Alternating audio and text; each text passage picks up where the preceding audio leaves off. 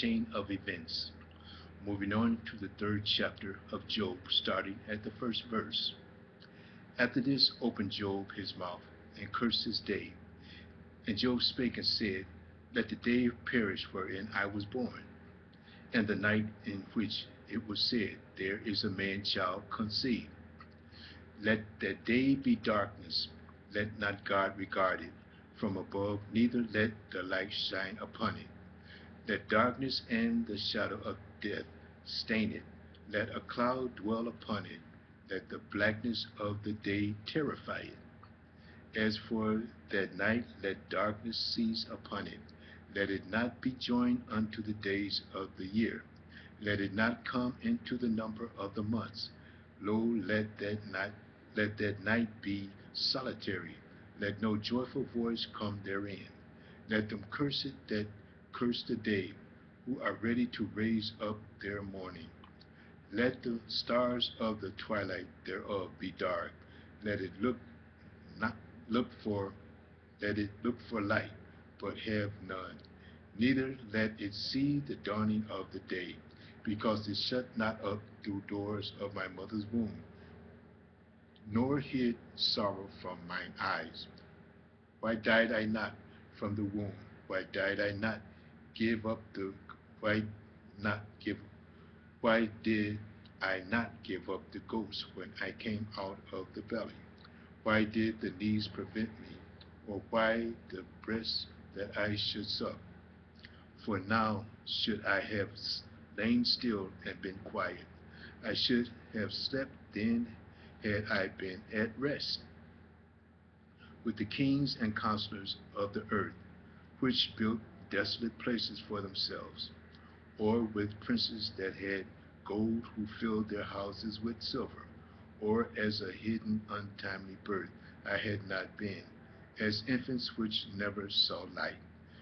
There the wicked cease from troubling, and there the weary be at rest. There the prisoners rest together, they hear not the voice of the oppressors. The small and the great are there, and the servant is free from his master.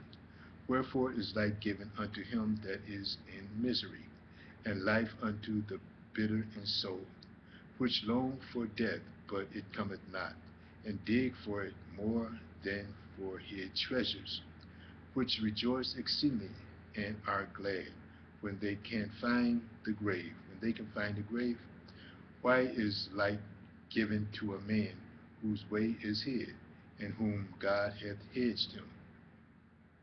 For my sign cometh before I eat, and my warring all poured out like the waters. For the thing which I greatly feared is come upon me, and that which I was afraid of is come unto me. I was not in safety, neither had I rest, neither was I quiet, yet trouble came. Moving on to the fourth chapter of Job, starting at the first verse. Then Eliphaz the Temanite answered and said, If we essay to commune with thee, wilt thou be grieved? For who can withhold himself from speaking? Behold, thou hast instructed many, and thou hast strengthened the weak hands. Thy words have upholden him that was fallen, and thou hast strengthened the feeble knees. But now it is come upon thee, and thou faintest. It touches thee, and thou art troubled. Is not this thy fear, thy confidence, thy hope, and the uprightness of thy ways? Remember, I pray thee, whoever perish, being innocent, or where were the righteous cut off? Even as I have seen, they that plow iniquity and sow wickedness reap the same. By the blast of God they perish, and by the breath of his nostril are they consumed. The roaring of the lion, and the voice of the fierce lion, and the teeth of the lions are broken. The old lion perished for lack of prey, and the stout lion whelps are scattered abroad. Now a thing was terribly secretly brought to me, and my ear received a little thereof. In thoughts from the vision of the night, when deep sleep falleth upon men, Fear came upon me, and trembling which made all my bones to shake. Then a spirit passed before my face. The hair of my flesh stood up. It stood still, but I could not discern the form thereof. An image was before mine eyes. There was silence, and I heard a voice saying, Shall mortal man be more just than God? Shall a man be more pure than his Maker? Behold, he put no trust in his servants, and his angels he charged with folly.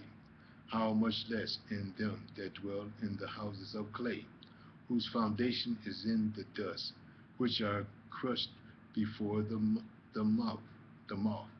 They are destroyed from morning to evening. They perish forever, without any regarding it. Doth not their excellency which is in them go away? They die even without wisdom. Moving on to the 5th chapter of Job, starting at the 1st verse. Call now if there be any that will answer thee, and to which of the saints wilt thou turn? For wrath killeth the foolish man, and envy slayeth the silly one. I have seen the foolish taken root, but suddenly I curse his habitation. His children are far from safety, and they are crushed in the gate. Neither is there any to deliver them. Whose harvest the hungry eateth up, and taketh it even out of the thorns, and the robber swallowed up their substance. Although affliction cometh not forth of the dust, neither doth trouble spring out of the ground. Yet man is born unto trouble, as the sparks by as the sparks fly upward. I would seek unto God, and unto God would I commit my cause, which doeth great things, and unsearchable marvelous things without number, who giveth rain upon the earth, and sendeth water upon the fields, to set up on high those that be low, and those which mourn may be exalted to safety. He disappointed the devices of the crafty, so that their hands cannot perform their enterprise. He taketh the wise in their own craftiness, and the counsel of the forward he carried headlong. They meet with darkness in the daytime, and grope in the noonday as in the night. But he saveth the poor from the sword, from their mouth, and from the hand of the mighty. So the poor hath hope, and iniquity stoppeth her mouth. Behold, happy is the man whom God correcteth. Therefore despise not thou the chastening of the Almighty. For he maketh sore, and bindeth up. He woundeth, and his hands make whole. He shall deliver thee in 6 troubles, yea, in 7 there shall no evil touch thee. In famine he shall redeem thee from death, and in war from the power of the sword. Thou shalt be hid from the scourge of the tongue, neither shalt thou be afraid of destruction when it cometh. At destruction and famine thou shalt laugh, neither shalt thou be afraid of the beasts of the earth. For thou shalt be in league with the stones of the field, and the beasts of the field shall be at peace with thee. And thou shalt know that thy tabernacle shall be in peace, and thou shalt visit thy habitation, and shalt not sin. Thou shalt know also that thy seed shall be great, and thine offspring as the grass of the earth. Thou shalt come to thy grave in a full age, like as a shock of corn cometh in his season. Lo, this we have searched it, so it is. Hear it and know thou it for thy good. But Job answered and said, Oh, that my grief were thoroughly weighed, and my calamity laid in the balance together. For now it would be heavier than the sand of the sea. Therefore my words are swallowed up. For the arrows of the Almighty are within me. The poison whereof drinketh up my spirit. of my spirit, for now it would be heavier than the sand of the sea. Therefore, my words are swallowed up. For the arrows of the Almighty are within me, the poison whereof drinketh up my spirit. The terrors of God do set themselves in array against me. Doth the wild ass brave when he hath grass, or loweth when the ox, or the lowereth the ox over his fodder? Fodder meaning dry livestock food, like hay or straw. Continuing, can that which is unsavory be eaten without salt, or is there any taste in the white of an egg? The things that my soul refused to touch are as my sorrowful meat. Oh, that I might have my request, and that God would grant me the thing that I long for, even that it would please God to destroy me, that he would let loose his hand and cut me off. Then should I yet have comfort, yea, I would harden myself in sorrow. Let him not spare, for I have not concealed the words of the Holy One. What is my strength, that I should hope, and what is my end, that I should prolong my life? Is my strength the strength of stones, or is my flesh of brass? Is not my help in me, and is wisdom given quite from me? To him that is afflicted, pity should be showed from his friend, but he forsaketh the fear of the Almighty. My brethren have dwelt deceitfully as a brook, and as the stream of brooks they pass away, which are blackish by reason of the ice, and wherein the snow is hid. What time they have waxed warm, they vanish. When it was hot, they are consumed out of their place. The paths of their way are turned aside. They go to nothing and perish. The troops of Tema looked. The companies of Sheba waited for them. They were confounded because they had hope.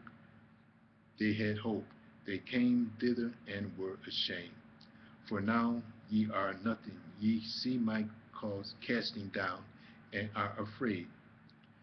Did I say, bring unto me, or give me a reward for me of your substance, or deliver me from the enemy's hand, or redeem me from the hand of the Almighty?